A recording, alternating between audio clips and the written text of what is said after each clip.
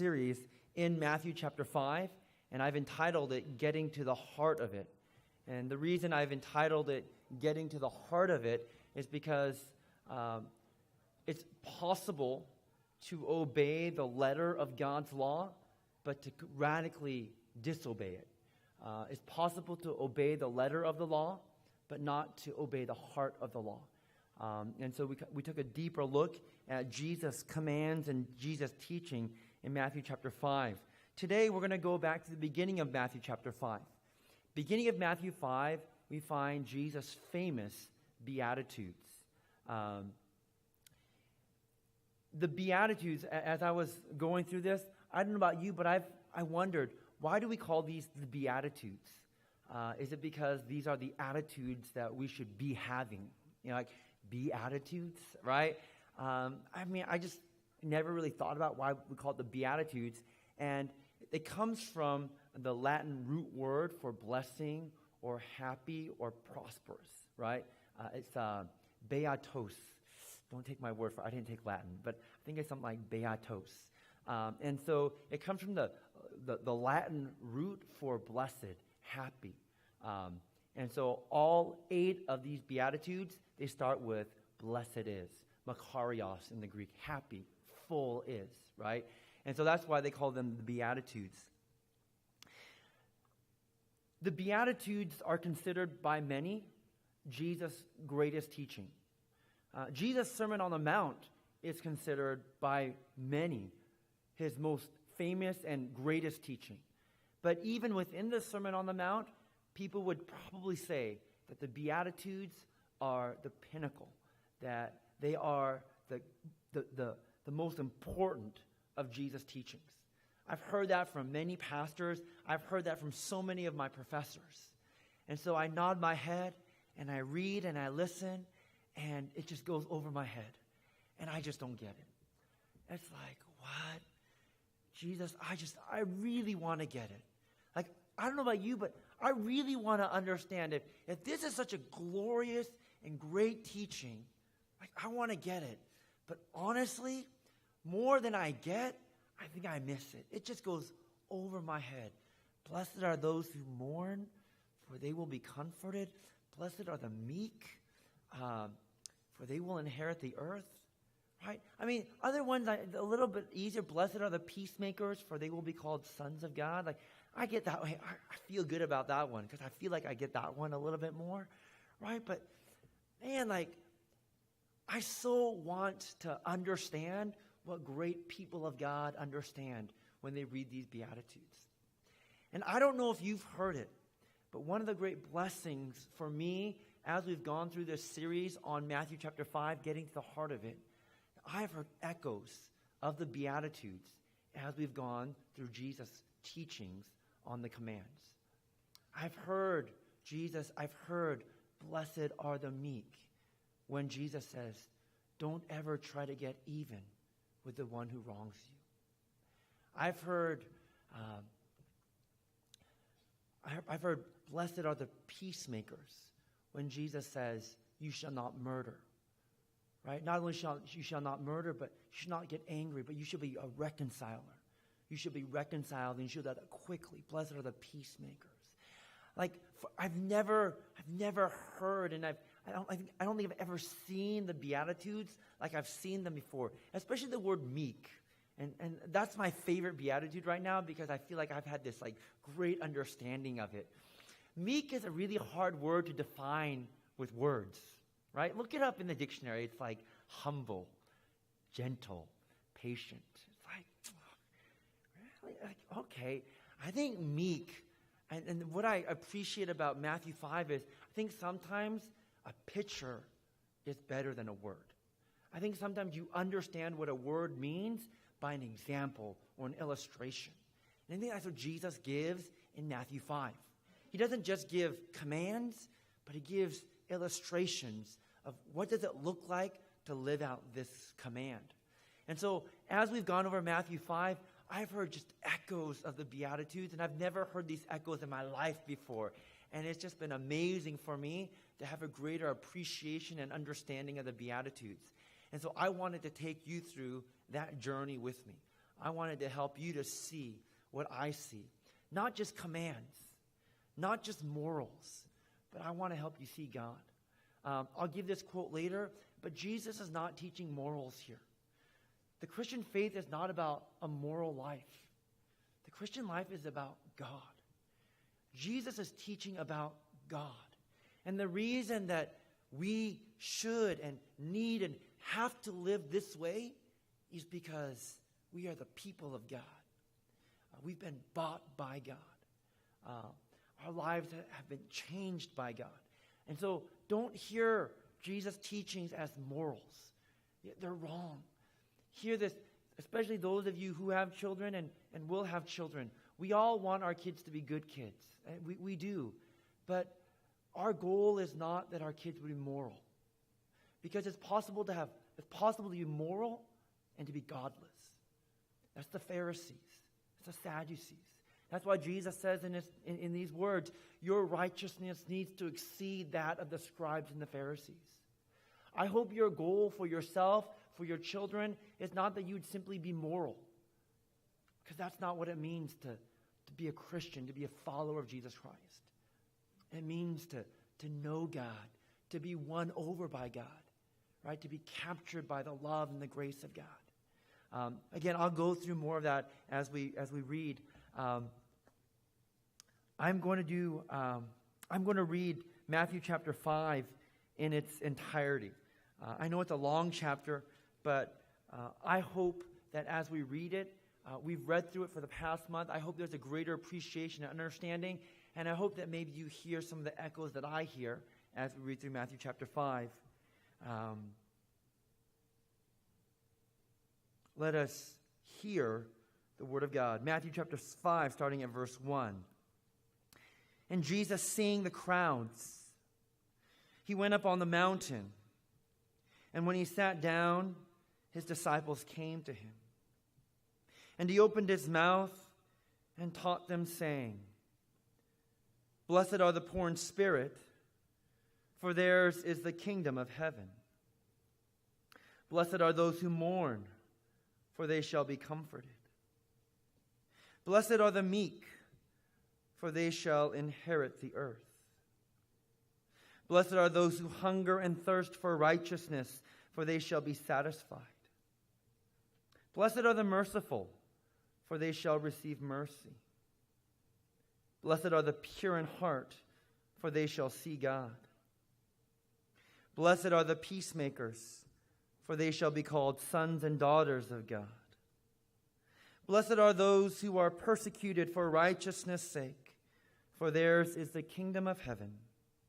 Blessed are you when others revile you and persecute you and utter all kinds of evil against you falsely on my account. Rejoice and be glad, for your reward is great in heaven, for so they persecuted the prophets who were before you. You are the salt of the earth. But if salt has lost its taste, how shall its saltiness be restored?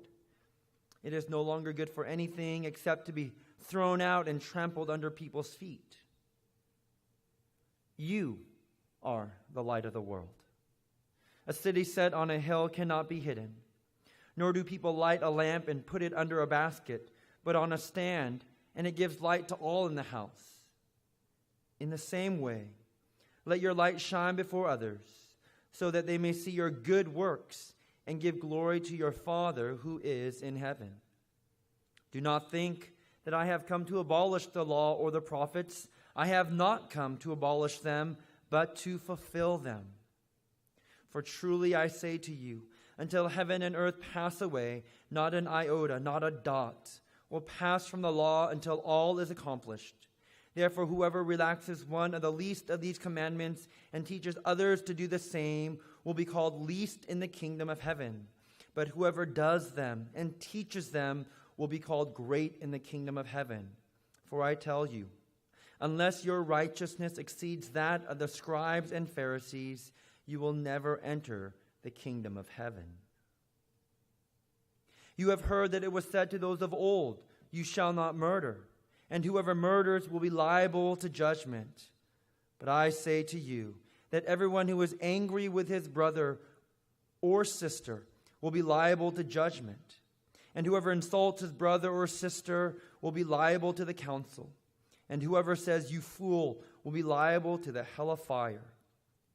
So, if you are offering your gift at the altar and there remember that your brother or sister has something against you, leave your gift there before the altar and go. First, be reconciled to your brother and then come and offer your gift. Come to terms quickly with your accuser while you are going with him to court, lest your accuser hand you over to the judge and the judge to the guard, and you be put in prison. Truly I say to you, you will never get out until you have paid the last penny. You have heard that it was said, 'You shall not commit adultery.' But I say to you that everyone who looks at a woman with lustful intent has already committed adultery with her in his heart. If your right eye causes you to sin, tear it out and throw it away. For it is better that you lose one of your members than that your whole body be thrown into hell. And if your right hand causes you to sin, cut it off and throw it away. For it is better that you lose one of your members than that your whole body go into hell. It was also said, 'Whoever divorces his wife, let him give her a certificate of divorce.'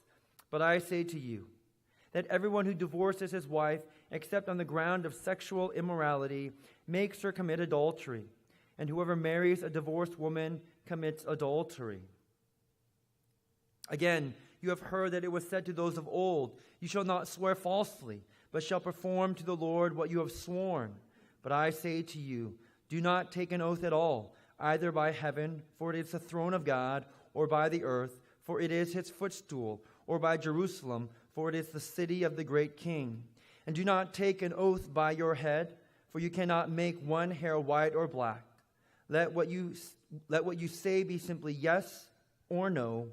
Anything more than this comes from the evil one. You have heard that it was said, 'An eye for an eye and a tooth for a tooth.' But I say to you, do not resist the one who is evil. But if anyone slaps you on the right cheek, turn to him the other also. If anyone would sue you and take your tunic, let him have your cloak as well. And if anyone forces you to go 1 mile, go with him 2 miles. Give to the one who begs from you, and do not refuse the one who would borrow from you. You have heard that it was said, 'You shall love your neighbor and hate your enemy.' But I say to you, love your enemies and pray for those who persecute you, so that you may be sons of your Father who is in heaven. For he makes his sun rise on the evil and on the good, and sends rain on the just and on the unjust. For if you love those who love you, what reward do you have? Do not even the tax collectors do the same? And if you greet only your brothers and sisters, what more are you doing than others? Do not even the Gentiles do the same? Therefore, you must be perfect, as your heavenly Father is perfect." Let me begin by telling you the echoes that I hear in Jesus' teaching, starting in verse 21. Starting in verse 21 to 26, Jesus fulfills or gives full meaning to the 6th commandment, "You shall not murder." He says, not only you shall not murder, but you shall not be angry. The opposite of murder is not forgiving, but what Jesus teaches, it is reconciling. It is being reconciled to the one who has wronged you, and be reconciled quickly. And so when I hear of echoes, I hear the beatitude, "Blessed are the peacemakers." Blessed are the peacemakers, those who make peace, for they will be called sons of God. Verses 27 to 32, I know it talks about lust and divorce, but I think they go together, and Jesus is fulfilling the 7th commandment, "You shall not commit adultery," right? Jesus is fulfilling, he's getting to the heart of the commandment that you shall not commit adultery. And the echo that I hear, the beatitude that I hear, is "Blessed are the pure in heart, for they will see God." Blessed are the pure in heart, that we should desire purity, that we should be wholehearted to God, but we should be wholehearted to our spouses, right? And then verses 33 to 37, Jesus talks about oaths, keeping your word. And what I hear is, blessed are those who hunger and thirst for righteousness. It's that word righteousness. What does it mean to be righteous? What does it look like for one to be righteous? I think, if anything, righteousness, it begins with being a man of your word. Being a man of your word and not taking your word lightly. I was convicted of this week. There was a group of guys, some college and young adult guys. I went out with them and we were competing. Went to this gym and we were competing. And if you know me, I like to go at it. And I've been giving these guys a hard time for a while. And I said, if you do that, I'll do this. I will announce it to everybody. And I started saying this. And it was a joking way. But this person, he did what I thought he wouldn't do. And I was like, oh my, what am I going to do? And I was joking. I was joking, but I was really convicted that I need to really be careful about what comes out of my mouth. I was just like, wow. Like, even my joking, like, man, I think I need to be more careful about what I say. I was just really convicted that, let your yes be yes and let your no be no. And then I was just convicted about righteousness, right? I mean, Brendon, you said that you talked all this smack, like, you talked all big and you said you'd do this. It's like, oh man, that's not righteous. Like, that's not righteousness, right? Like, if you say something, you got to keep your word. And what I was reminded of this week, it starts with watching what you say, right? You got to watch what you say, because if you say what you can't keep, that's where the problem is. So I was convicted of that. But what does I don't know, I'm really convicted of this. What does it mean to be righteous? What does a righteous person look like? I think righteousness starts, I don't know if it starts, but I think a huge component of it is being a person, a man or a woman of your word. Verses 38 to 42, Jesus goes to the heart of that command, eye for an eye and a tooth for a tooth. But Jesus says, don't ever try to get even, right? Don't ever try to get even with the evil one. And that's where I hear, blessed are the meek, right? Blessed are the meek. Blessed are those who don't try to get even. That's what it means to be humble. That's what it means to be patient. That's what it means to be gentle. That's a picture of meek. A picture of meekness is someone who doesn't retaliate. It's a person who doesn't try to get even with someone who's wrong. I think it's a great picture of meekness, right? Blessed are the meek, for they shall inherit the earth. And then verses 43 to 48, Jesus fulfills the commandment of you shall love your neighbor. And he says, you shall love your enemies and pray for those who persecute you. And I hear the beatitude, blessed are the merciful, right? Justice is giving people what they deserve, right? If you greet those who greet you, you're just doing what they've done to you, right? But if you do what people don't do to you, that's mercy, that's grace, right? So blessed are the merciful, for they will receive mercy. Those are the Beatitudes that I hear when I read through Jesus' teachings. Before I get to the Beatitudes, let me start at verse 13.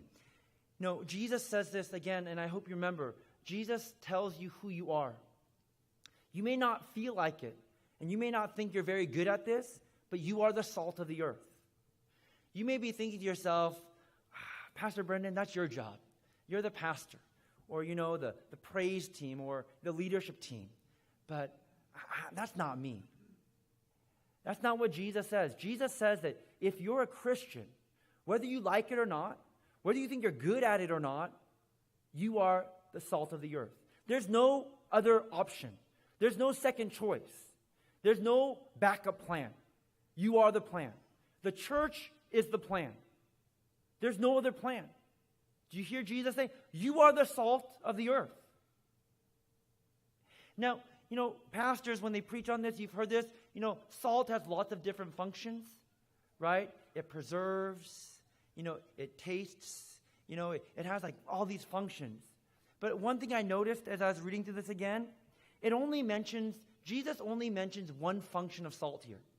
He doesn't talk about the preserving function of salt, right? He doesn't talk about any of the other functions. He talks about one function of salt, and he says if salt loses its taste, right? Taste. The key word is taste, right? And then Jesus also says you are the light of the world. You are the light of the world. What does light do?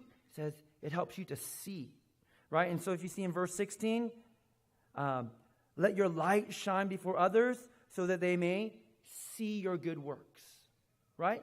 Taste and see. When people encounter Christians, when people spend time with us, they should taste and they should see. What should they taste? What should they see? They should taste and they should see God, right? And I think it's in Matthew 11, Jesus says, taste and see. It's in the Psalms it says, taste and see that the Lord is good. Taste and see that the Lord is good. And they should taste and see that when they're with us. They should taste and see God. I mean, they should see a glimpse at least, a reflection of who God is.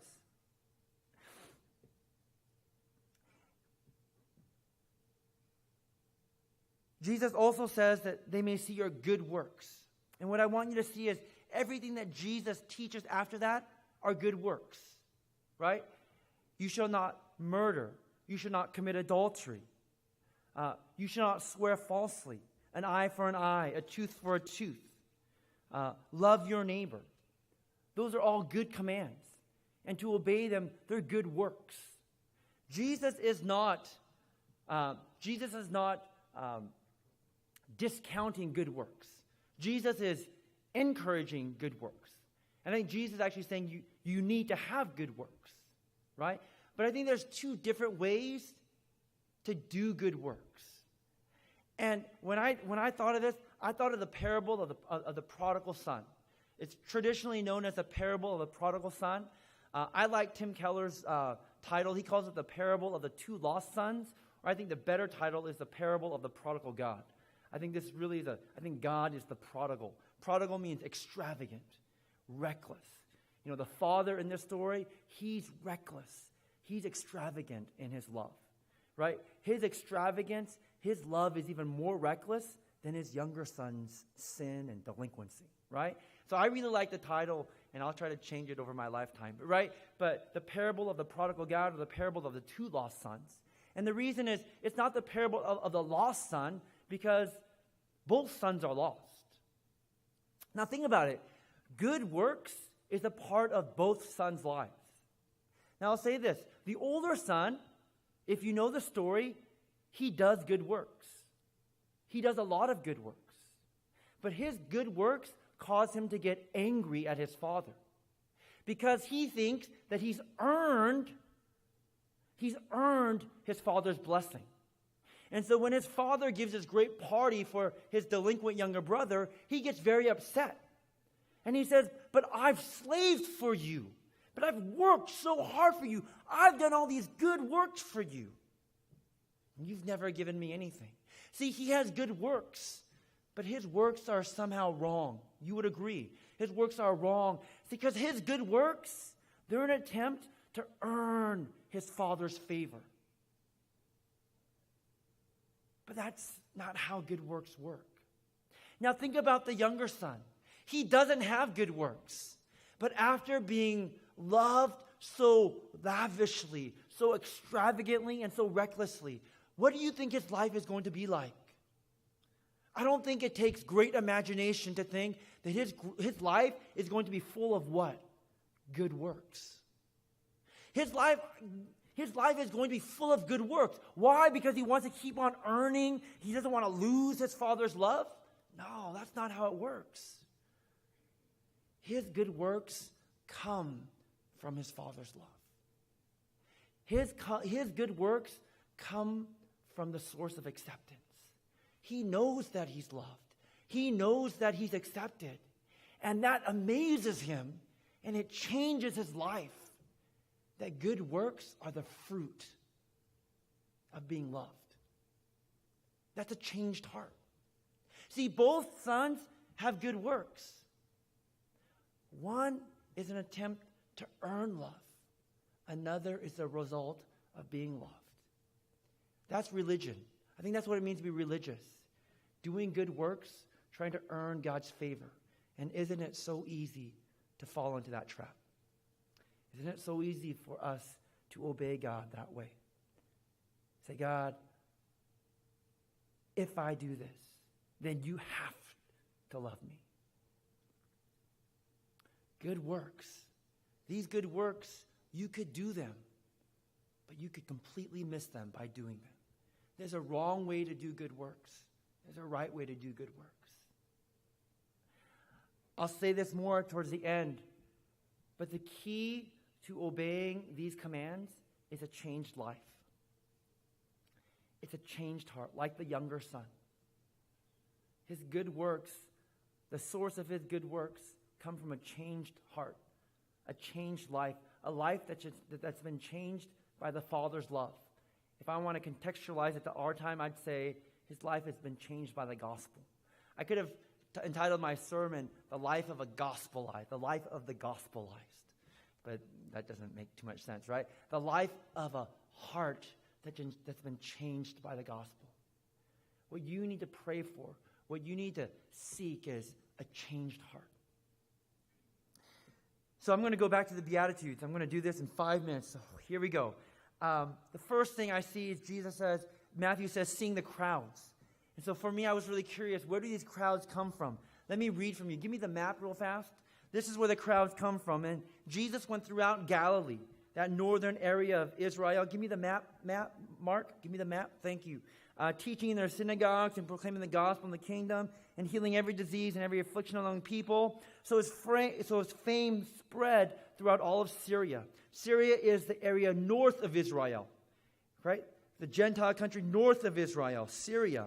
And everyone from Syria brought their sick, those afflicted with various diseases and pains, those afflicted by demons, epileptics, and paralytics, and healed them. And great crowds followed him from Galilee and the Decapolis. The Decapolis is an area right of the Jordan River, of the Sea of Galilee. From Jerusalem, from Judea, and from beyond the Jordan. Basically, you see that map? That's the entire area. People are coming to Jesus, not just from Israel, but they're coming to Jesus from the Decapolis. They're coming to Jesus from Syria. They're coming to Jesus from the east of the Jordan. They're coming from Jesus everywhere. I mean, they're not coming from the Mediterranean Sea, right? So that's not there, but everywhere else. If Jesus is the church planter, this is a mega church.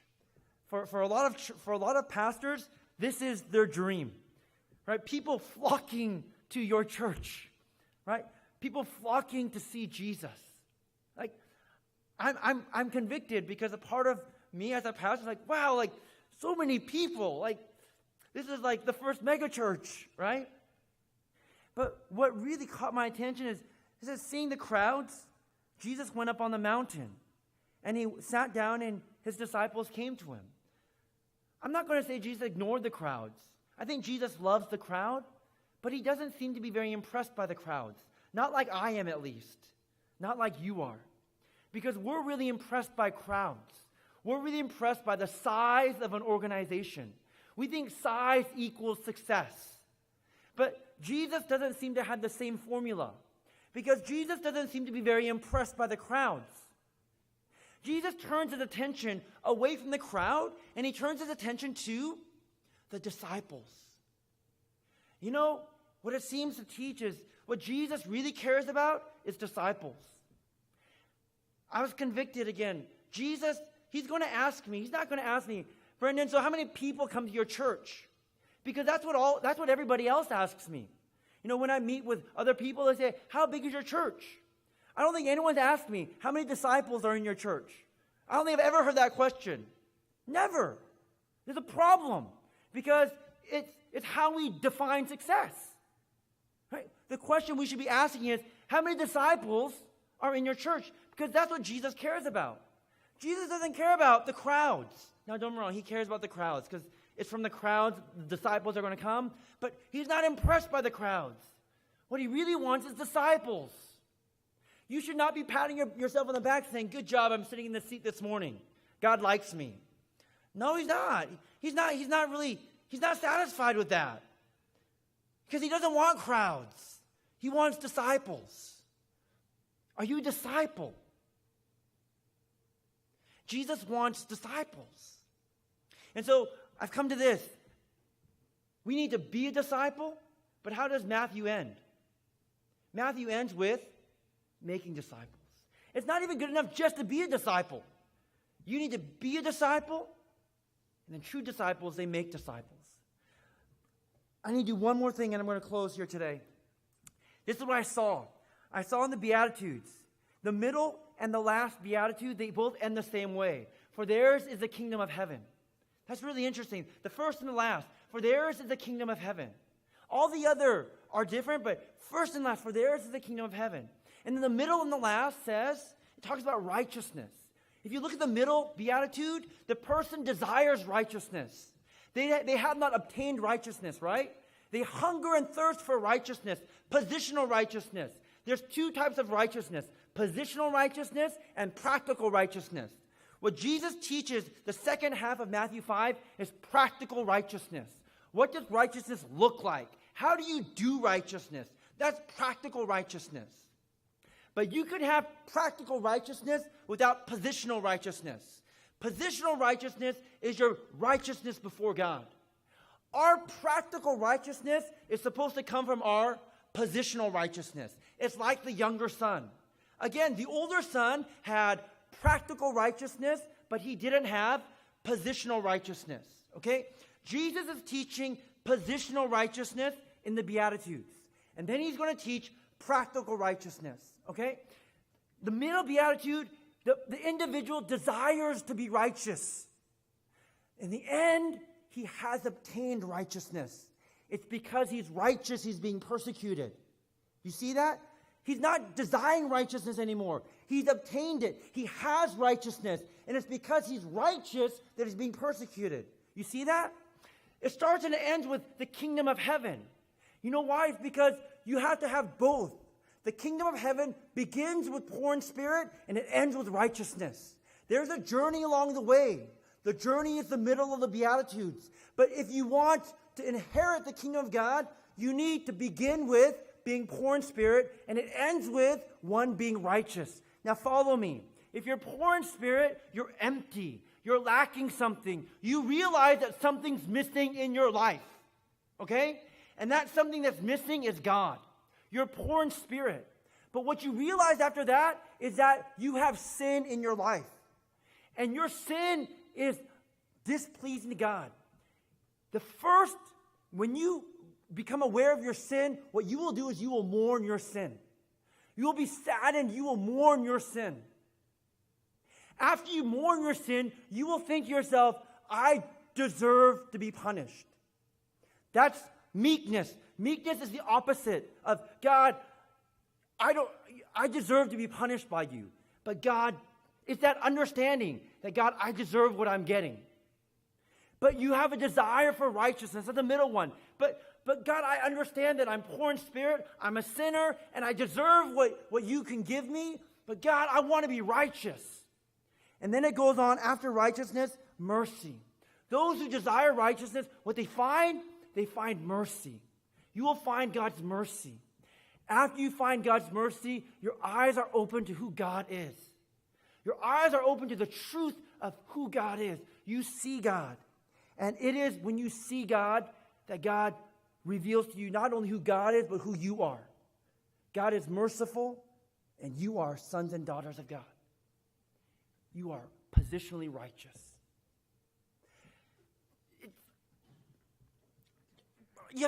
It's a changed heart. What's happened in the Beatitudes is the person's heart has been changed. The reason that you should mourn, the reason you should meek, the reason you should be merciful, the reason that you should be pure in heart, because God has demonstrated those things to you. He has treated you likewise. And God has revealed himself to be that God. You see, it's not morals, right? It's not just good works. It's a life that's lived in response to the gospel. This is what the life of a person whose heart has been changed by the gospel looks like. You can't do it on your own. It's the result of a changed life. It's the result of the gospel, of the experience of the gospel in your life. This is what the gospel looks like. Because this is who God is. We've got to pray. I'm over my time. Let's pray. Let me pray for us, and I'll give you the benediction. Father, thank you. Thank you that you rescue, that you love us. Thank you.